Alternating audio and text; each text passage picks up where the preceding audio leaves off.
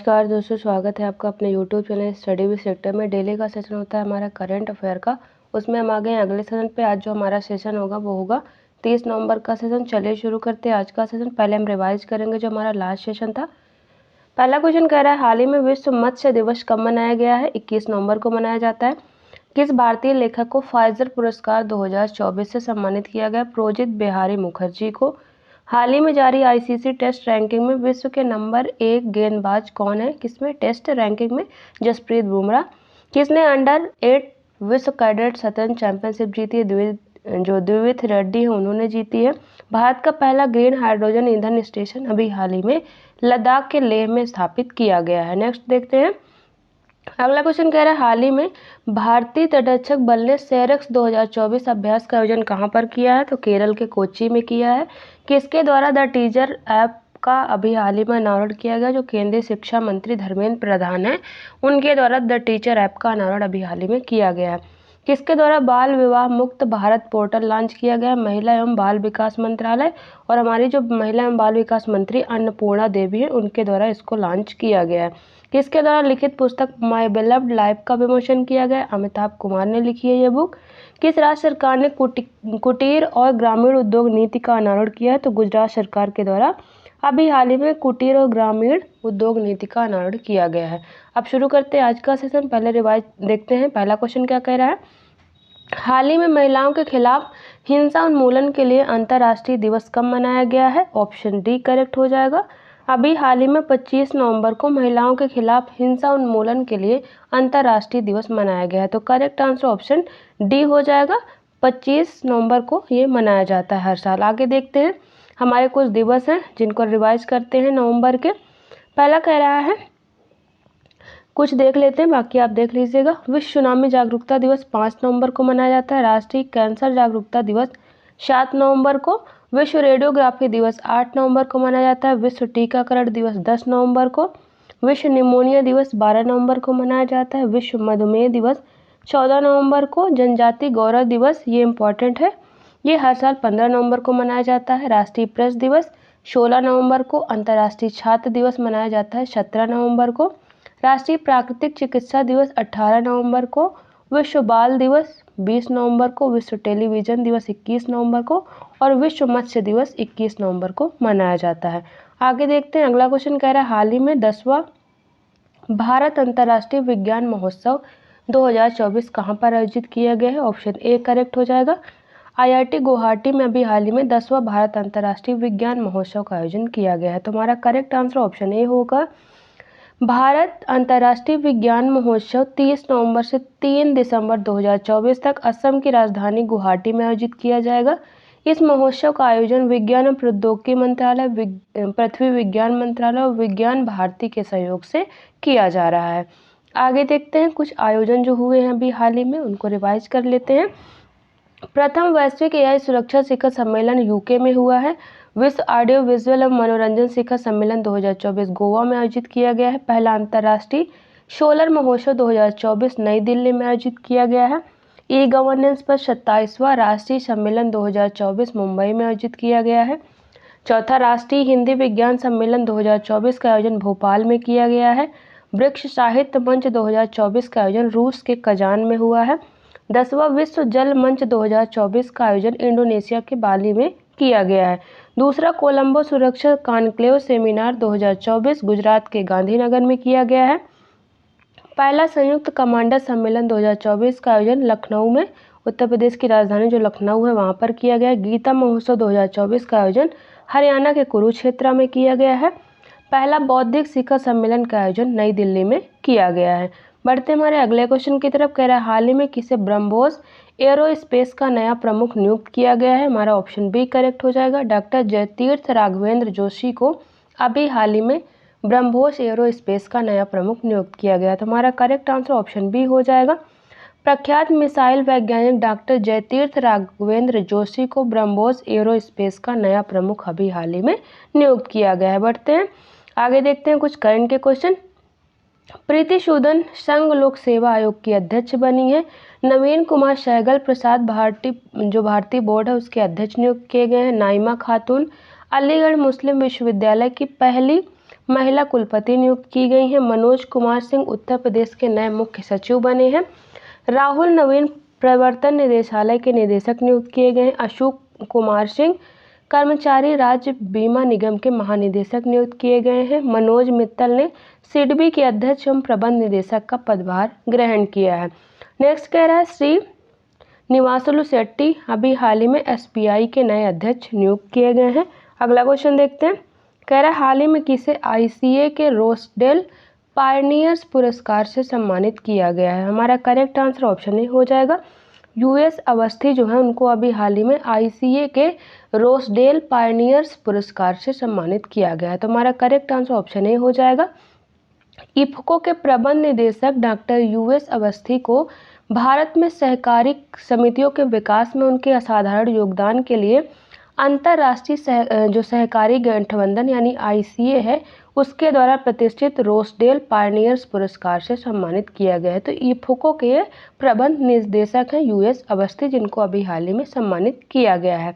आगे देखते हैं हमारे कुछ करंट के क्वेश्चन अवार्ड से संबंधित। अशोका विश्वविद्यालय के प्रोफेसर प्रोजित बिहारी मुखर्जी को 2024 फाइजर पुरस्कार से सम्मानित किया गया है। इंदिरा गांधी शांति पुरस्कार 2023 विश्व प्रसिद्ध जो पियानो वादक और कंडक्टर डैनियल बारेनबोइम और फिलिस्तीनी शांति कार्यकर्ता अली अबू अब्बाद को प्रदान किया गया है। रसायन का नोबेल पुरस्कार 2024 डेनिस हासाबस, जॉन एम जैम्पर और डेविड बेकर को दिया गया है। मेडिसिन का जो यानी चिकित्सा का नोबेल पुरस्कार 2024 का विक्टर एम्ब्रोस और गैरी रोकुन को दिया गया है। 2024 का भौतिकी का नोबेल पुरस्कार जॉन हाफील्ड और जेफरी हिंटन को दिया गया है। फिल्म निर्माता विनोद गडात्रा प्रतिष्ठित नेल्सन मंडेला जो लाइफ टाइम अचीवमेंट अवार्ड है उससे सम्मानित होने वाले पहले भारतीय बन गए हैं। आगे देखते हैं। अगला क्वेश्चन कह रहा है हाल ही में पंचायती राज मंत्रालय ने IITF 2024 में उत्कृष्टता के लिए कौन सा पदक जीता है। ऑप्शन सी करेक्ट हो जाएगा। पंचायती राज मंत्रालय ने IITF 2024 में उत्कृष्टता के लिए अभी हाल ही में कांस्य पदक जीता है। करेक्ट आंसर ऑप्शन सी हो जाएगा। पंचायती राज मंत्रालय को 14 से 27 नवंबर 2024 तक भारत मंडपम प्रगति मैदान नई दिल्ली में आयोजित 43वें भारत अंतर्राष्ट्रीय व्यापार मेले में प्रदर्शन में उत्कृष्टता के लिए सशक्त भारत श्रेणी के तहत कांस्य पदक से सम्मानित किया गया है। आगे देखते हैं हमारे कुछ अवार्ड से संबंधित करंट के क्वेश्चन। हाल ही में महिला एवं बाल विकास मंत्रालय को पोषण ट्रैकर पहल के लिए ई-गवर्नेंस 2024 का स्वर्ण पुरस्कार प्रदान किया गया है। भारतीय रासायनिक परिषद को द हेग में आयोजित रासायनिक हथियार निषेध संगठन के राज्य दलों के सम्मेलन के 29वें सत्र में प्रतिष्ठित OPW द हेग पुरस्कार से सम्मानित किया गया है। कोल इंडिया लिमिटेड को ग्रीन वर्ल्ड एनवायरनमेंट अवार्ड 2024 से सम्मानित किया गया है। GMR Hyderabad International Airport Limited को Riyadh International Convention and Exhibition Centre में आयोजित सऊदी एयरपोर्ट प्रदर्शनी के दौरान प्रतिष्ठित एयरपोर्ट एक्सीलेंस अवार्ड में वैश्विक मान्यता प्रदान की गई है। ब्रिटिश लेखिका समांथा हार्वे ने अपने उपन्यास आर्बिटल के लिए प्रतिष्ठित बुकर पुरस्कार जीता है। अनिल प्रधान को भारत में ग्रामीण विकास में उनके प्रभावशाली योगदान को मान्यता देते हुए 2024 के लिए प्रतिष्ठित रोहिणी नैयर पुरस्कार से सम्मानित किया गया है। आगे बढ़ते हैं। हमारा अगला क्वेश्चन कह रहा है हाल ही में भारत और किस देश के बीच द्विपक्षीय अभ्यास अग्नि वॉरियर 2024 शुरू हुआ है। ऑप्शन ए करेक्ट हो जाएगा। भारत और सिंगापुर के बीच में अभी हाल ही में जो द्विपक्षीय अभ्यास अग्नि वॉरियर 2024 है उसकी शुरुआत की गई है। हमारा करेक्ट आंसर ऑप्शन ए हो जाएगा। अग्नि वॉरियर अभ्यास भारत और सिंगापुर के बीच में आयोजित एक द्विपक्षीय सैन्य अभ्यास है। इसका आयोजन जो अग्नि वॉरियर है इसका आयोजन 28 नवंबर से 30 नवंबर तक महाराष्ट्र के देवलाली फील्ड फायरिंग रेंज में जो है आयोजित किया गया है। तो भारत और सिंगापुर के बीच में होता है अग्नि वॉरियर अभ्यास और इस बार ये महाराष्ट्र में आयोजित किया गया है।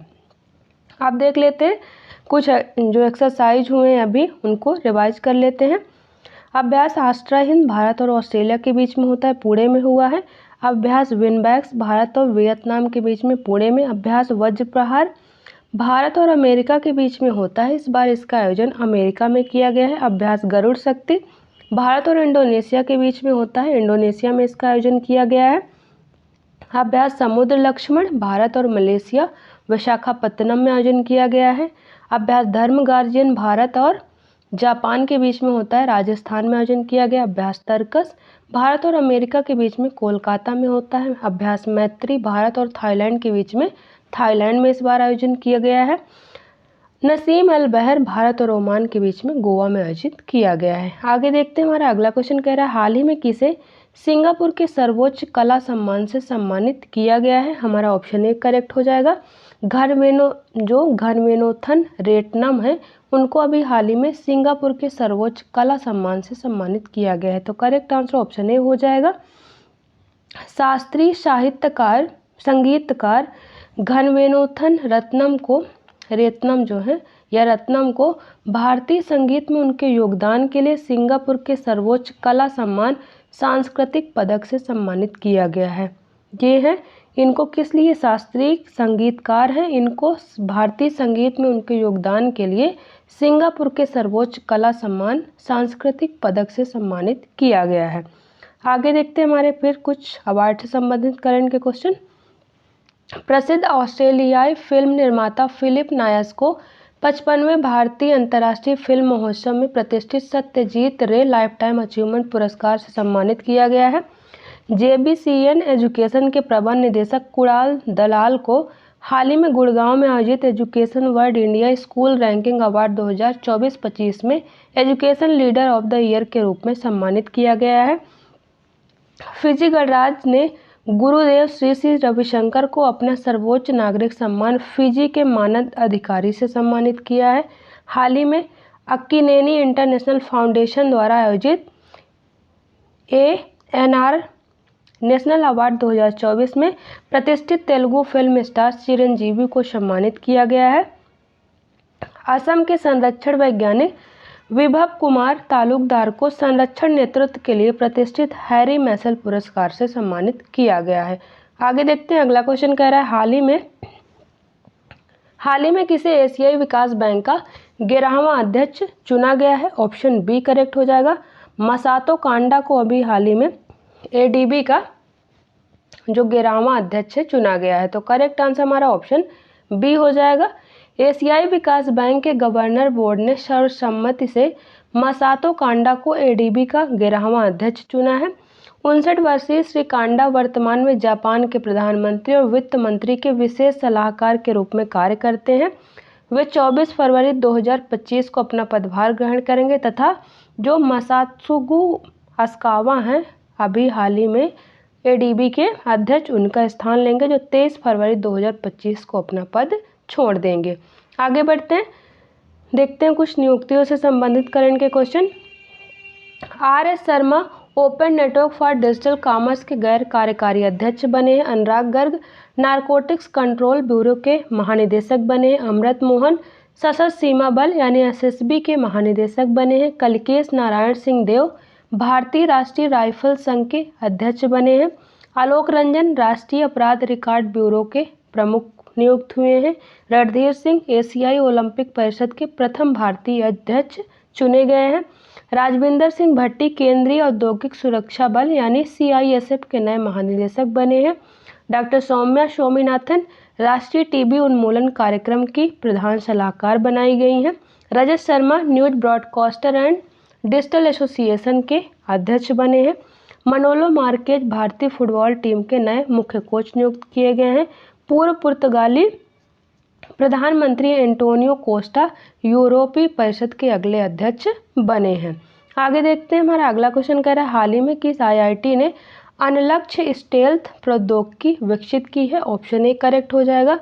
अभी हाल ही में IIT कानपुर के द्वारा अनलक्ष्य स्टेल्थ प्रौद्योगिकी का विकास किया गया है, तो करेक्ट आंसर ऑप्शन ए हो जाएगा। भारतीय प्रौद्योगिकी संस्थान कानपुर ने स्टील्थ तकनीक में एक सफलता की घोषणा की है जो टैंक और लड़ाकू विमान जैसी लड़ाकू प्रणालियों को दुश्मन के रडार के लिए अदृश्य या लगभग अदृश्य बना देती है।